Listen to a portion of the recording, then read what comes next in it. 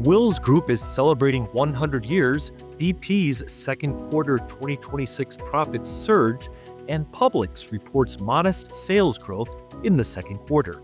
Those are the top headlines for August 4th, and it's time for Retail Daily, your quick look at the top stories from Supermarket News and CSP Daily News. I'm Chuck Yulee, CSP editor. A century of success.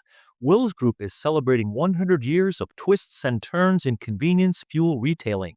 After 4 generations, the La Plata, Maryland-based chain of more than 60 dash-in convenience stores has entered the scaling-up phase of its journey, having reinvented itself again with its new Series 3 C-stores now rolling into North Carolina and South Carolina. Read CSP's August cover story to learn more about the company's history and where it's headed. BP's second quarter 2026 profits surged, the company reported on Tuesday, with underlying replacement cost profit reaching $5.7 billion, $2.5 billion higher than last quarter. The results come as oil and gas prices continue to fluctuate amid the Middle East conflict. CEO Meg O'Neill, in a news release on the results, also laid out her priorities to deliver a step change in performance, including simplifying BP's portfolio. O'Neill said BP was, quote, not making the most of our potential, unquote. A provision to delay the federal hemp ban through December 11th has been included in the Senate's bipartisan government funding bill. Senator Amy Klobuchar, Democrat out of Minnesota, announced Monday that the provision to delay the federal hemp ban is based on the Bipartisan Hemp Predictability Act introduced in January by Klobuchar and Senator Rand Paul, a Republican out of Kentucky, and Jess Merkley, Democrat out of Oregon, with the, quote, strong support of Senator Sheehy, Republican of Montana. Melissa Vonderhaar, Managing Director of TradeWorks for IC Store Innovations and Chair of CSP's C-Store Cannabis Board, said the provision is an important step regarding the urgent threat facing hemp-derived THC products due to a November 12th federal deadline that could effectively ban most products on the market.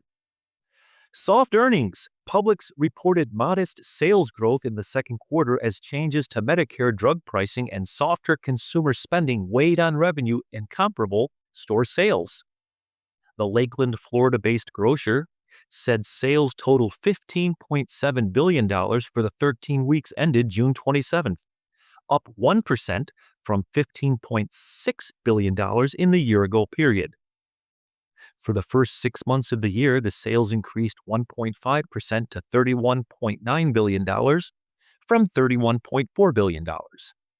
The company said sales growth was reduced by the Medicare Maximum Fair Price program, which took effect January 1st and lowered prices on 10 prescription drugs.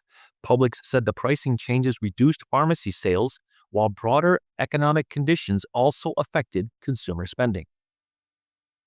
Docerac Outpost always had the convenience part of the equation down pat, garnering a solid reputation as a pop-up brand in and around Durham, North Carolina, a city of 305,000 people and home to world-famous Duke University. Now, the Korean-inspired brand has added the store part to the convenience, occurring when in April it secured brick-and-mortar space at a local business. The 300-square-foot back kitchen spot is located at Remy's Lounge in Durham and operated by entrepreneurs Christine Sue and partner Andrew Mayring. Their plan has been in the works to establish a brick-and-mortar presence seen as a vehicle to become a destination option in Durham, located a stone's throw from bustling Raleigh. And that's all for Retail Daily. Subscribe on Apple Podcasts, Spotify, and more to hear the latest retail news. I'm Chuck Yulee.